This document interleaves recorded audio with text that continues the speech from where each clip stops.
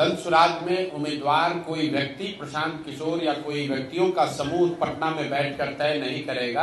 जो साथी भी इस विचार को, इस प्रयास को समझकर इससे जुड़े हैं और जुड़कर इसको आगे बढ़ाने में अपना कंधा लगा रहे हैं, वही साथी मिलकर इसके उम्मीदवारों का चयन करेंगे। और उसी के तहत आप देख रहे हैं कि जन सुराज इस राज्य का पहला ऐसा दल है जिसने उम्मीदवारों की आवेदन की औपचारिक प्रक्रिया अभी शुरू कर रखी है।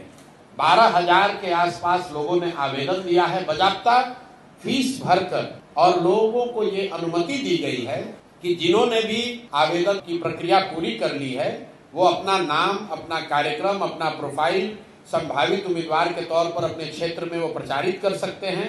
और अब जन सुराज की जो केंद्रीय चुनाव समिति है उस व्यवस्था के तहत अगले 4-5 महीनों में उन सभी साथियों का जो अपने आप को संभावित उम्मीदवार बता रहे हैं या जिन्होंने आवेदन दिया है उनका मूल्यांकन होगा।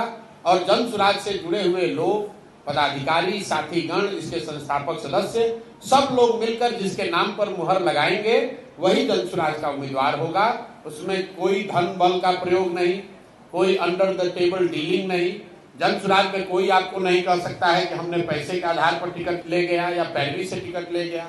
जहां तक रह गई बात की दूसरे दल से आने वाले लोगों की, तो भाई जब बिहार में दूसरा कोई विकल्प ही नहीं था तो वोटर के तौर पर भी आप किसी न किसी को वोट देते थे। बहुत सारे अच्छे लोग जो राजनीति करना चाहते हैं वो बेहतर विकल्प के अभाव में किसी दल के साथ थे। अगर वो आज हम लोग के साथ जुड़ रहे हैं तो उस पर प्रतिबंध नहीं लग सकता है। और इस पर व्यापक चर्चा हुई है जन सुराज में 2 बरस कि क्या हम लोग को प्रतिबंध लगा देना चाहिए कि दूसरे दल से आए हुए लोग इसमें चुनाव नहीं लड़ सकते हैं। और सामूहिक निर्णय यह है कि नहीं, प्रतिबंध नहीं लग सकता है, क्योंकि बहुत सारे अच्छे लोग दूसरे दलों में हैं जो कि आकर जन सुराज के प्लेटफॉर्म को मजबूत कर सकते हैं।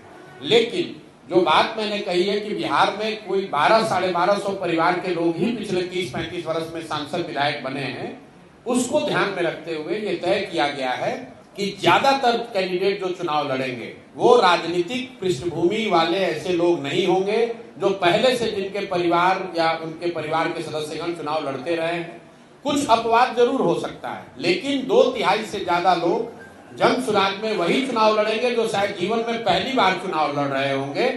और ज्यादातर लोग ऐसे होंगे जिन्होंने कि शायद राजनीति ही अपनी पहली बार जीवन में शुरू की है। तो बहुत बड़ी संख्या में मोटे तौर पर नए राजनीतिक चेहरे आपको जन सुराज के टिकट पर चुनाव लड़ते हुए दिखेंगे।